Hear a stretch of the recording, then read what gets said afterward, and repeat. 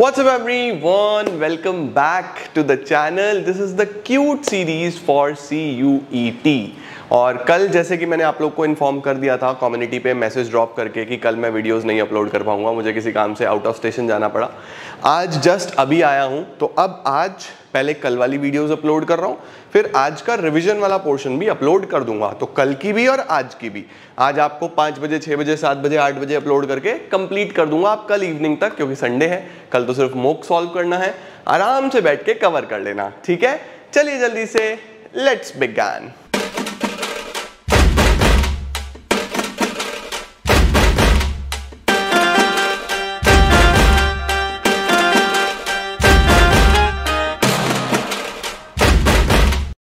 तो बच्चों सबसे पहले करते हैं गवर्नमेंट बजट एंड बीओपी के एमसीक्यूज, ठीक है। वो कल 5 बजे आना था, आज 5 बजे के आसपास, 5 सवा 5 आपके पास आ जाएगा, ठीक है। चलो सबसे पहला सवाल क्या है हमारे पास, question number 1, primary deficit can be zero if.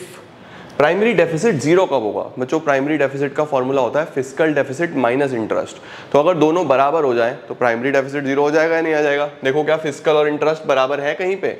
Sir ए में बिल्कुल बराबर है, ए पार्ट में बिल्कुल बराबर है, तो प्राइमरी डेफिसिट जीरो कब होगा? जब फिस्कल बराबर इंटरेस्ट होगा, तो आंसर बनेगा ए।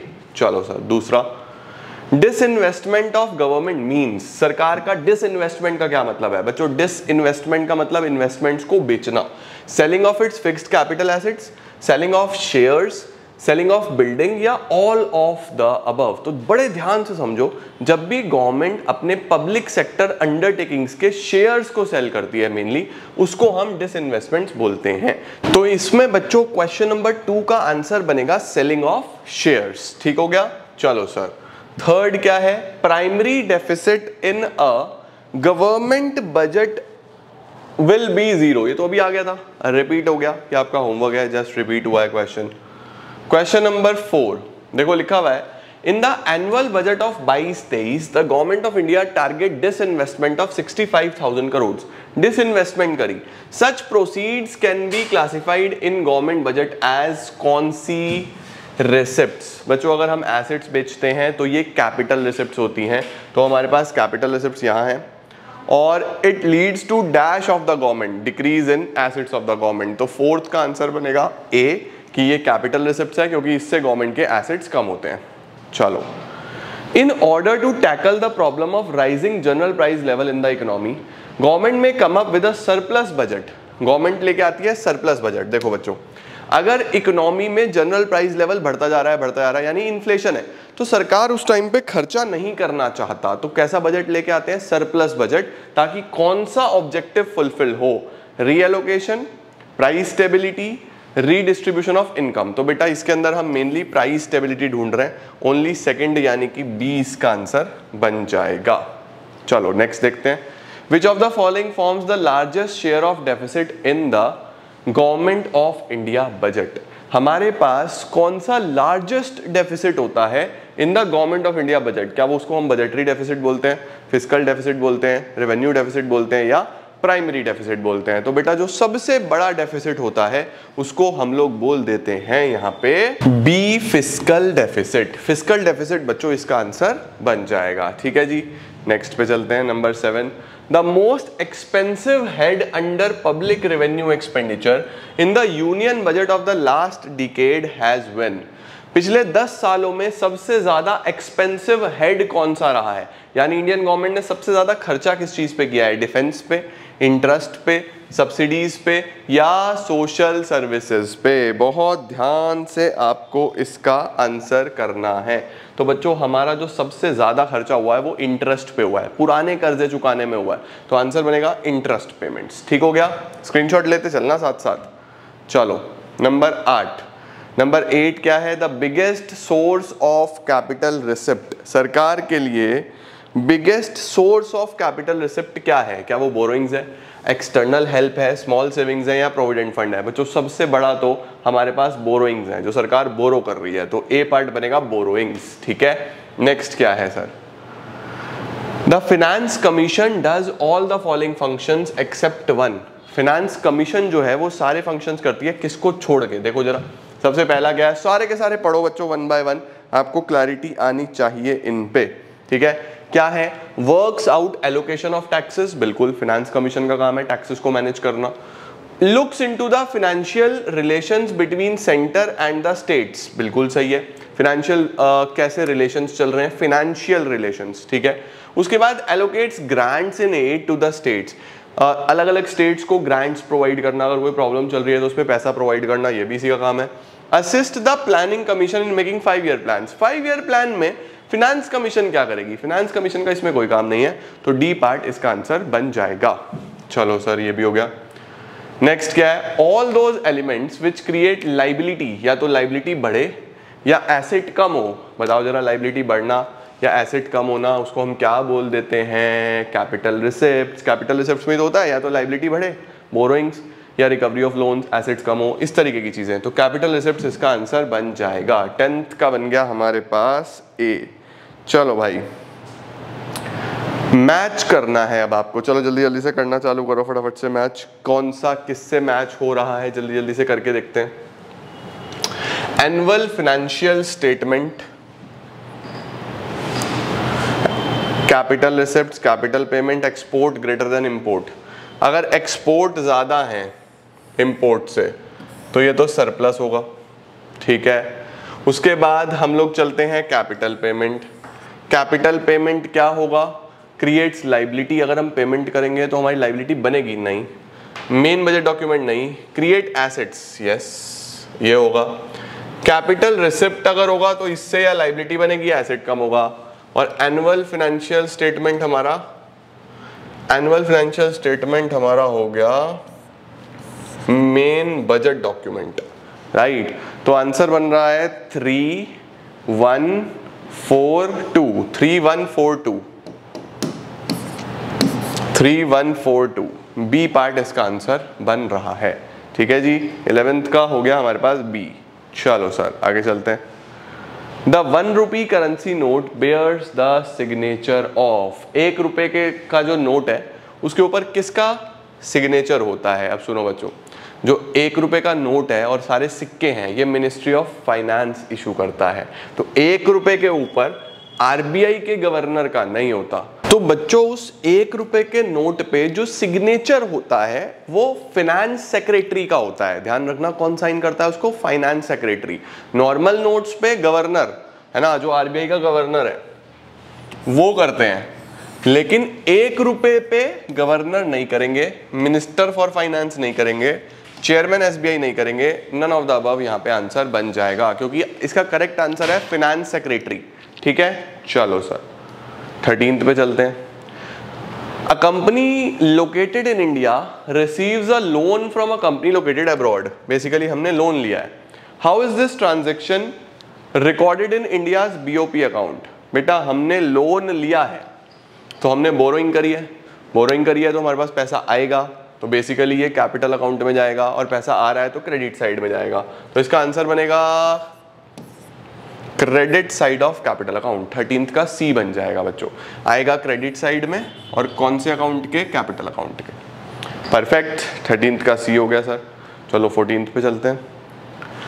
As per the Reserve Bank of India dated 27th June, net foreign portfolio investment recorded outflow of इतने billion mainly from equity market. हमारे पास से इन्वेस्टमेंट बाहर गया है, हमारे पास से इन्वेस्टमेंट बाहर गया है। इस ट्रांजैक्शन को हम कहां पे रिकॉर्ड करेंगे। बेटा इन्वेस्टमेंट अगर बाहर गया है तो पैसा जा रहा है तो आएगा डेबिट साइड में, और कौन से अकाउंट में, कैपिटल अकाउंट में, तो debit side of capital account आ जाएगा कैपिटल डेबिट, इसका आंसर बनेगा 14th का डी। आगे चलें, लो sir. Suppose that the balance of trade of a nation exhibits deficit of ₹50,000 crore. BOT में 50,000 का डेफिसिट आ रहा है। अच्छा, BOT में, BOT होता क्या है, export minus import of goods, ये आ रहा है 50,000, ठीक है। आपको बोल रहा है जो इंपोर्ट है वो 5 टाइम्स है एक्सपोर्ट के, तो अगर एक्सपोर्ट x है तो इंपोर्ट 5x है, इसका 5 टाइम्स है, और डेफिसिट आ रहा है तो ये नेगेटिव में है, तो 50,000 इज इक्वल टू माइनस का 4x, ये दोनों माइनस माइनस है, माइनस से माइनस हटेगा, 50,000 divided by 4 is equal to x आ जाएगा बच्चों 12,500, 12,500 यहाँ पे आंसर बनेगा। देखो BOT का क्या होता है formula, exports minus imports of goods, है ना। तो exports minus imports of goods तो हमने कर दिया, ये माइनस का 50,000 था, डेफिसिट था। और यहाँ पे इसने बोला कि जो इंपोर्ट है वो 5 गुना है एक्सपोर्ट के, तो इसको x माना, इसको 5x माना, बस फिर इक्वेशन सॉल्व करी, आंसर आ गया। ठीक है, परफेक्ट। उसने एक्सपोर्ट्स पूछे थे हमारे से, तो एक्सपोर्ट्स तो x माना था हमने, 12,500 आ गया, डन सर। चलो नेक्स्ट क्या है, the balance of payment is in surplus if autonomous receipts are greater than autonomous payments. बोल रहा है कि जो बैलेंस ऑफ पेमेंट है, जो BOP है, वो हमारा सरप्लस में होता है अगर हमारी जो रिसिप्ट्स हैं वो ज्यादा आ रही हैं पेमेंट से। बिल्कुल सही बात बोल रहा है, because autonomous transaction are determined by difference in the balance of payment. बोल रहा है ऑटोनॉमस ट्रांजैक्शंस जो हैं वो हम कैसे देख सकते हैं, by the difference in BOP। जो BOP में डिफरेंस हमें देखने को मिलता है, सरप्लस, डेफिसिट, वो सब ऑटोनॉमस ट्रांजैक्शंस का होता है। बात तो ये भी सही है, लेकिन ये इसका रीजन नहीं लग रहा, तो हम बोलेंगे both assertion and reason are true but R is not the correct explanation of A। तो 16th का बनेगा B। अब आगे चलते हैं बच्चों, ये हमारा डन हो गया। नेक्स्ट क्या है, keeping the other factors constant if the price of crude oil falls. अगर क्रूड ऑयल सस्ता हो जाता है इन द इंटरनेशनल मार्केट, इससे क्या होगा। अगर सस्ता हो जाता है बच्चों तो इससे क्या होगा, increase in trade deficit, decrease in trade deficit, ठीक है, और no change in trade deficit या no change in foreign exchange reserves. भाई अगर प्राइस जो है क्रूड ऑयल का गिर जाता है, फॉल हो जाता है इंटरनेशनल मार्केट में, तो बेसिकली हम लोग क्या करने वाले हैं, हम लोग भाई क्रूड ऑयल की जरूरत तो सबको है, इंटरनेशनल मार्केट में कम हो जाता है तो उसके इंपोर्ट्स बढ़ जाएंगे। इंपोर्ट्स बढ़ने से क्या होगा, सपोज तुम्हारा BOT कैसे निकलता है, एक्सपोर्ट माइनस इंपोर्ट्स, इससे निकलता है, राइट। अब मुझे बताओ अगर ये सस्ता हो रहा है तो इंपोर्ट्स बढ़ेंगे। सपोज ये 200 था और पहले 100 था, तो इसकी वैल्यू 100 आती थी, तो इसकी वैल्यू क्या आती थी, 100 आती थी। अब अगर ये सस्ता होगा तो ये और बढ़ जाएगा, सपोज ये 150 हो गया तो इसकी वैल्यू 50 आएगी। तो 100 से 50 होना, इसका मतलब ट्रेड डेफिसिट डिक्रीज होगा या नहीं होगा, ट्रेड डेफिसिट डिक्रीज हो रहा है या नहीं हो रहा है ना, क्योंकि एक्सपोर्ट तो उतना ही है, ये तो कांस्टेंट है, और ये 100 से बढ़ के 150 हो गया, इंपोर्ट बढ़ गए हमारे, तो हमारा जो ट्रेड डेफिसिट है वो बेसिकली डिक्रीज हो रहा है। तो डिक्रीज इन ट्रेड डेफिसिट इसका आंसर बन जाएगा। परफेक्ट है ना बेटा। भाई क्रूड ऑयल सस्ता होगा तो डिमांड तो बढ़ेगी ना, इंपोर्ट बढ़ेगा, इंपोर्ट बढ़ने से क्या हो रहा है, हमारा ट्रेड डेफिसिट कम हो रहा है, डिक्रीज हो जाएगा। Perfect, done sir. आगे चलते हैं, budgetary deficit does not take into account. Budgetary deficit क्या कंसीडर नहीं करता, revenue deficit, capital budget deficit, balance of payment deficit, interest payment on public debt. अब सर ये बजटरी डेफिसिट क्या है, क्या कंसीडर नहीं करता। अब बच्चों जो बजट है हमारा, जो बजट है वो हमारे देश के मेनली इनकम और एक्सपेंसेस की बात करता है, और जो BOP है, BOP रेजिडेंट और रेस्ट ऑफ द वर्ल्ड के बीच में होता है, यानी इंटरनेशनल ट्रांजैक्शंस के बीच में होता है। तो बजटरी डेफिसिट में रेवेन्यू डेफिसिट तो आएगा, कैपिटल बजट डेफिसिट भी आएगा, BOP का डेफिसिट नहीं आएगा, क्योंकि BOP से हमारे यूनियन बजट को क्या फर्क पड़ता है। तो इसका आंसर बनेगा C। ठीक है, नेक्स्ट पे चलते हैं।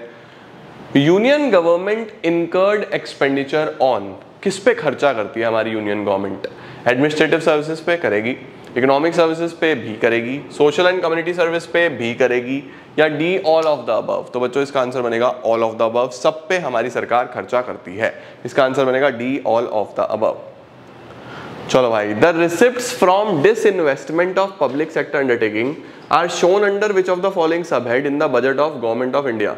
देखो बच्चों, डिसइन्वेस्टमेंट अगर हुई है तो ये सिंपली हमारे पास कैपिटल रिसिप्ट्स हैं, तो कहाँ पे शो होगी ये, revenue receipts, non tax revenue receipts, non debt creating capital receipts, debt capital receipts. तो बच्चों ये non debt creating capital receipts में आ जाएगा। डिसइन्वेस्टमेंट हुआ है, शेयर्स बेचे हैं, तो non debt creating capital receipts में आ जाएगा, सी पार्ट आ जाएगा, 20 का C। आगे चलते हैं, union government does not issue one of the following. क्या इशू नहीं करता यूनियन गवर्नमेंट? अब बच्चों इसमें आप ध्यान रखना कि जो ट्रेजरी बिल होता है ना उसको आरबीआई इशू करता है on behalf of the government जब सरकार को पैसे की जरूरत होती है, लेकिन इसका मैक्सिमम टाइम पीरियड ही 364 डेज होता है। ठीक है, तो 14 डेज, 91 डेज, 364 डेज ये चलेगा, 365 डेज का ट्रेजरी बिल नहीं होता। तो इसका आंसर बनेगा डी पार्ट। ठीक है जी। 22 excise duties which are the biggest source of revenue of union government are levied on. Excise duty किस पे लगती है बच्चों? एक्साइज पहले लगती थी, अब जीएसटी लगता है, लेकिन एक्साइज बेसिकली प्रोडक्शन पे लगता है। तो ध्यान रखना, अगर एक्साइज पे सवाल पूछ ले तो ध्यान रखना प्रोडक्शन ऑफ गुड्स, इसका आंसर बनेगा बी पार्ट, 22 का बी।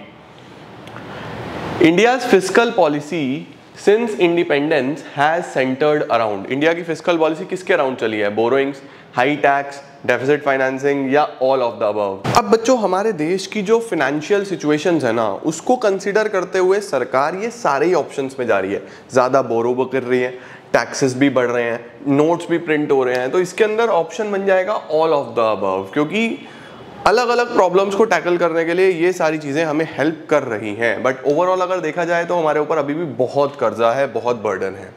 इसका answer all of the above बनेगा। ठीक है, चलो। The current account of BOP includes. Current account में क्या आता है? करंट अकाउंट में बीओपी में क्या आएगा? लेंडिंग आएगा क्या? बोरिंग आएगा क्या? सर लेंडिंग और बोरिंग तो कैपिटल अकाउंट का पार्ट है।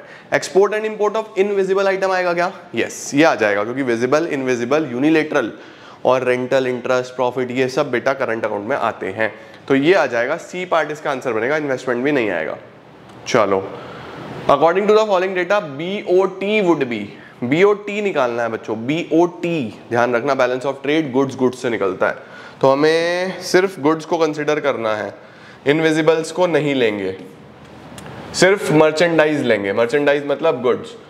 तो हमारे पास एक्सपोर्ट कितना है? एक्सपोर्ट 1000 है और इंपोर्ट 1200 है, तो एक्सपोर्ट माइनस इंपोर्ट माइनस का 200, इसका मतलब डेफिसिट आ रहा है 200 का, तो डेफिसिट ऑफ 200 करोड़, डी मेरा आंसर बन जाएगा। 25 का बनेगा बेटा डी। ठीक है जी, सॉर्टेड। चलो सर आगे चलते हैं। The value of import of visible items बोल रहा है, जो इंपोर्ट है वो 1/5 है एक्सपोर्ट के। अच्छा, एक्सपोर्ट दिया हुआ है 2000, एक्सपोर्ट दिया हुआ है 2000, इंपोर्ट इसका 1/5 है, तो 2000 इंटू 1/5 400 आ जाएगा। आपको बीओटी बताना है, तो 2000 में से 400 जाएगा तो 1600 आएगा, यानी पॉजिटिव आ रहा है, सरप्लस 1600, डी पार्ट इसका आंसर बन जाएगा। Export minus import. ओके, बढ़िया हो गया सर ये भी। अब इसमें चलते हैं, ये क्या है?